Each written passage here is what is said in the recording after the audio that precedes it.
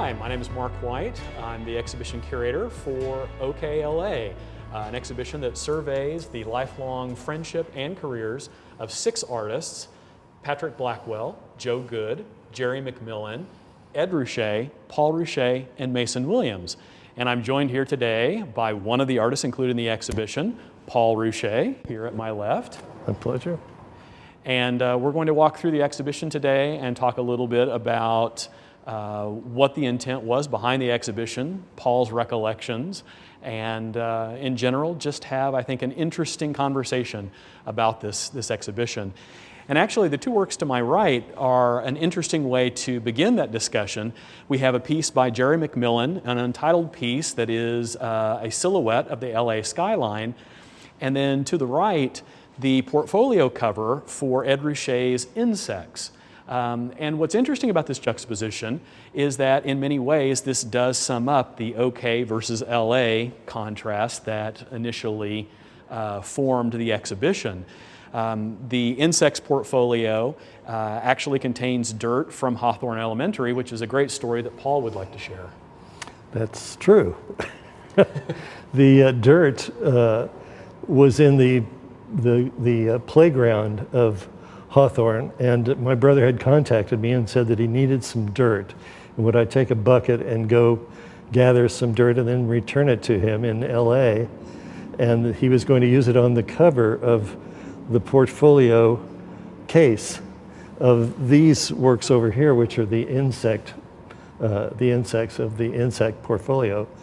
And it was fun, and he actually paid me for it. I still lived here in 1972, so that was back then.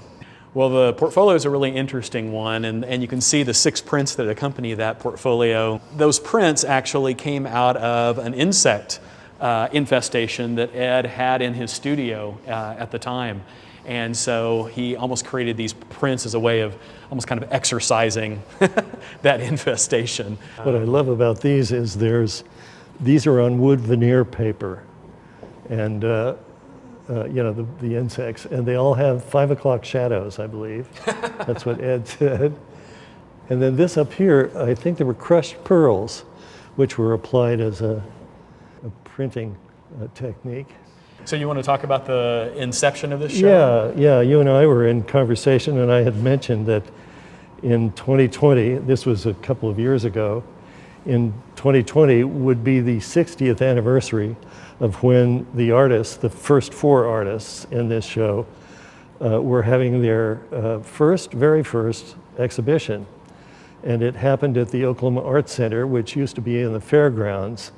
And I said it'd be really nice to have a 60th anniversary show of their work as well. Mark chewed that up and oh yeah, I thought it was a great idea. Spit this out. And so we were able to bring together for that Patrick Blackwell, Ed Ruscha, Jerry McMillan, and Joe Good. And there was a 5th member, Don Moore, who unfortunately we've been unable to locate. Otherwise he'd be in the exhibition as well. But so we started out with this idea of reuniting the Students 5, but then I thought, well, we should really expand the show to include some of these other Oklahoma expatriates that are now in Los Angeles. And so I thought it was a must that we brought Paul into the show. Yeah. But I also thought it was important that we brought in singer, songwriter, writer Mason Williams, who had been a childhood friend of Ed's for years and years, yes, and is kind of dallies in art. Yes. Mostly he's a writer, and most people would be familiar with him not only for his Emmy Award-winning classical gas song, but also as a comedy writer. He was the head writer on the Smothers Brothers Comedy Hour for 2, maybe 3 years. The show only lasted 3 years. But anyway, we thought it was important for Mason to be part of this as well. He's unable to attend. Most of the guys couldn't come because of the COVID scare, and they're all in their 80s now. Luckily, I'm not, so that's why I'm standing here. I wish they were here. They'd have a great time checking out this show. It's just wonderful.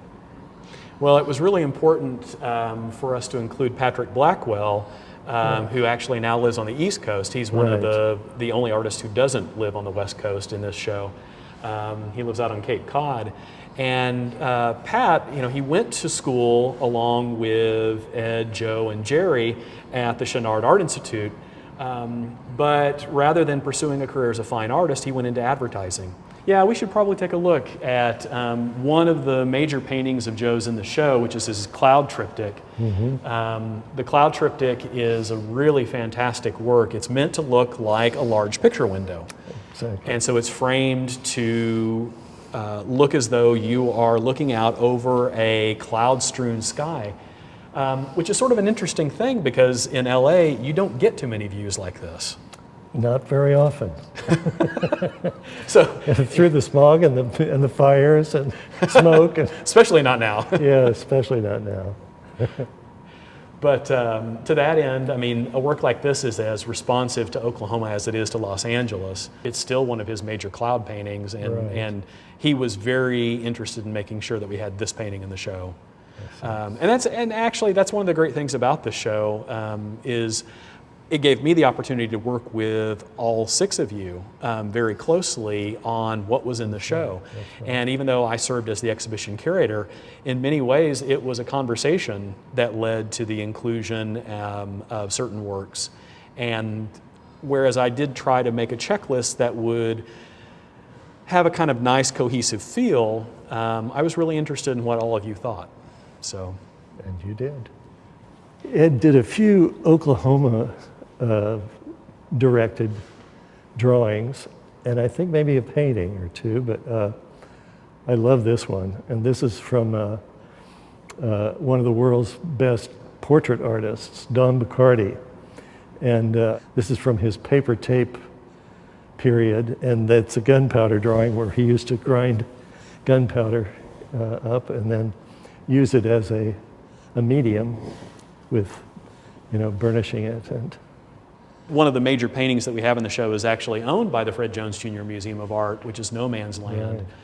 And No Man's Land is, it's a really interesting work, very complicated. A lot of people tend to think of it as being somewhat negative, and that No Man's Land is a reference to Oklahoma.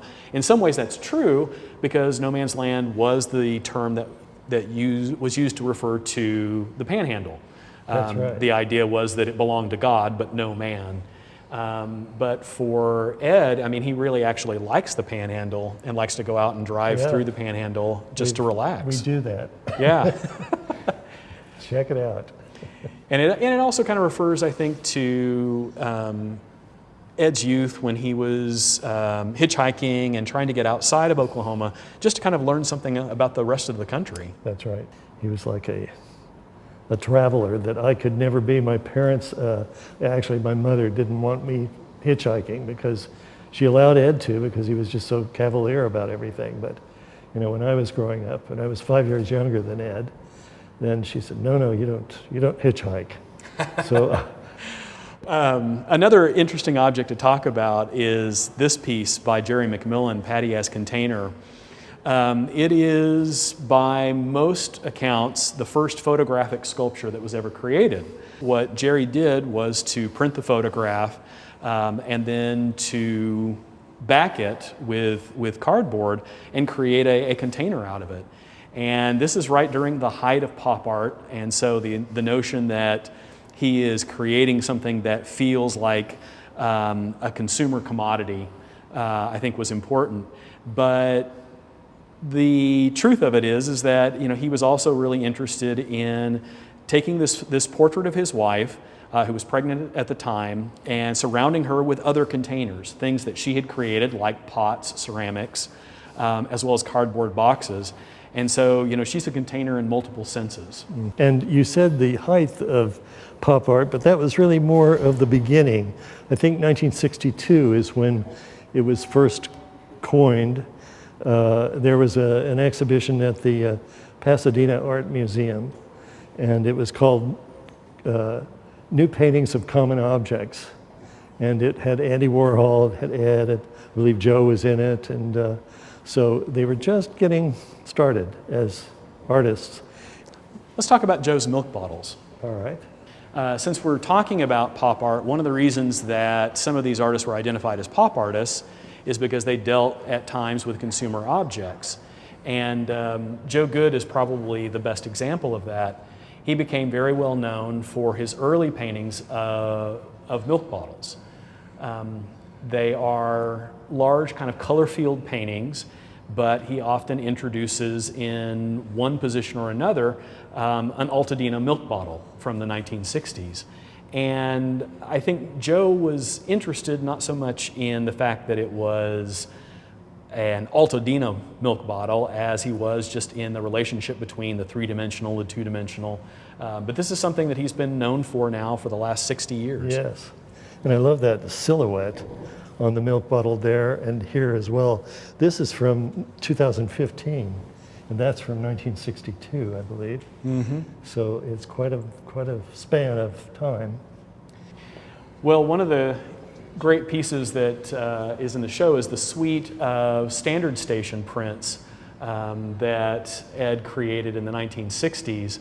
The standard stations become one of the iconic objects in his career, and it all stemmed from a book that he produced in 1962 called 26 Gasoline Stations, in which he took photographs of gasoline stations between Los Angeles and Oklahoma City.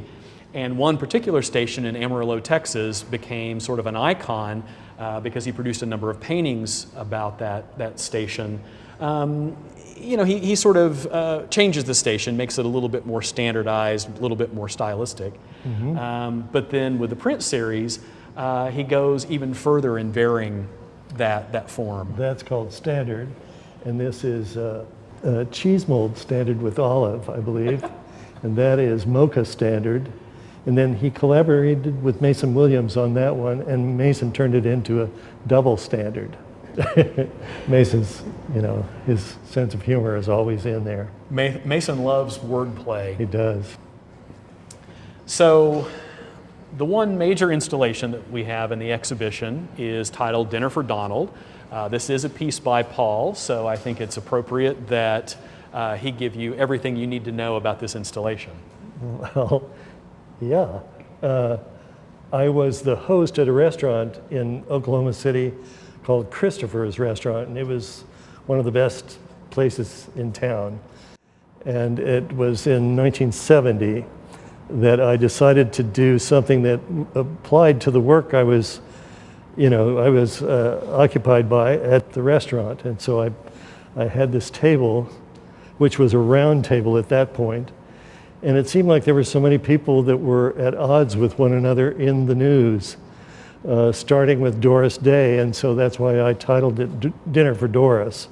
So that was 1969, and then there was one other 70. iteration. Oh, 70. Yeah. And there was one other iteration of this before this one. Yes, and the second one was when I had a show of my collection of art, and it was at Pharmaca Gallery in Los Angeles. And the Dinner for Doris became Dinner for W because I was very unhappy with George W. Bush at the time, who was our president. And we had juxtaposed people that were in the news surrounding George Bush. And then this came about through Mark. Thanks, Mark. Well, I think it's important to note that as with the original installation, Dinner for Donald is also about people who are in contention in the public sphere right now. Yes, always. And gosh, how much more contention can you have with someone like Donald Trump? There's Bill Maher. Yeah.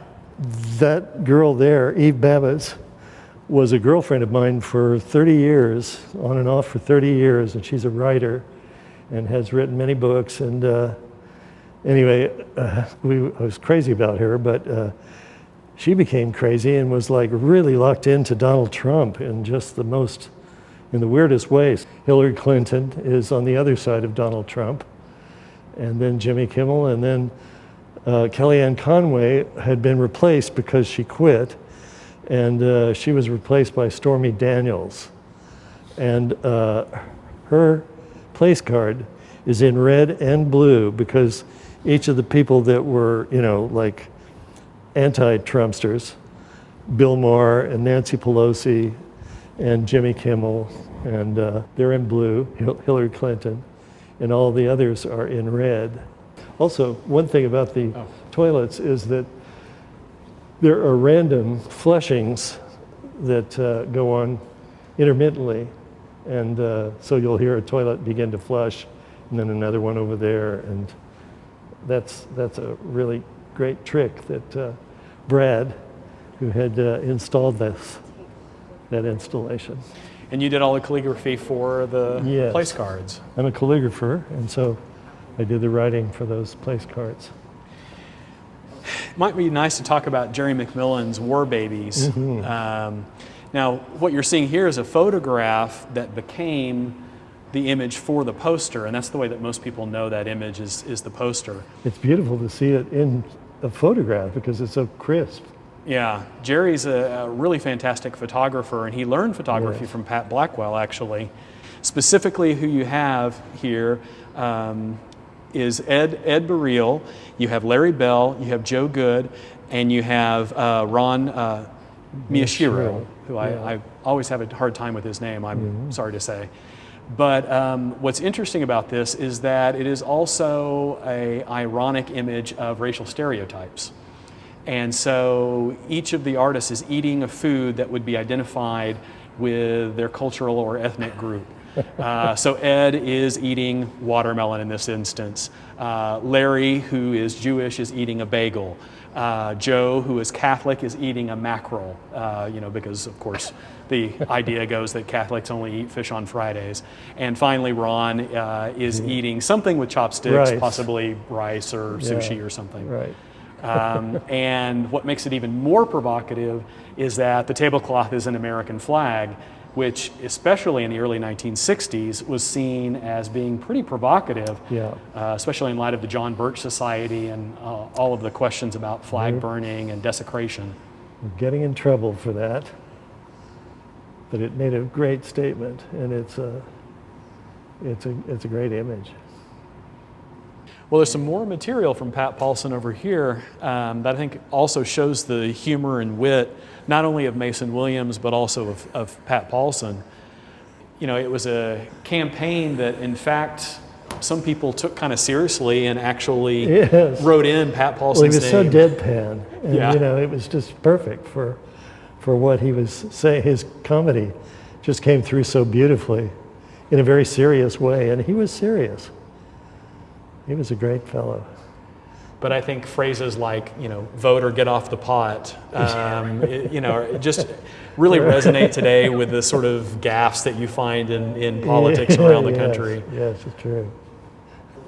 Cass Elliot and Tom Smothers were behind his presidential. Isn't that great? Yeah, it is. 89 cents per plate, the testimonial dinner. Master of Ceremonies was Carl Reiner. Right. Victory. or at least two beers. Yeah, it's pretty brilliant. It really holds up, I think. That was all Mason's stuff. Well, I want to really thank Paul Ruscha for engaging in a dialogue about this exhibition with me. It was really wonderful working with him on this show, and a real treat to have him walk through with me. As a reminder, the show is titled OKLA. It's here at the Fred Jones Jr. Museum of Art on the campus of the University of Oklahoma, and will be on view until March 7th, 2021. This is the only opportunity to see these 6 artists together in exhibition ever, so please don't miss this opportunity.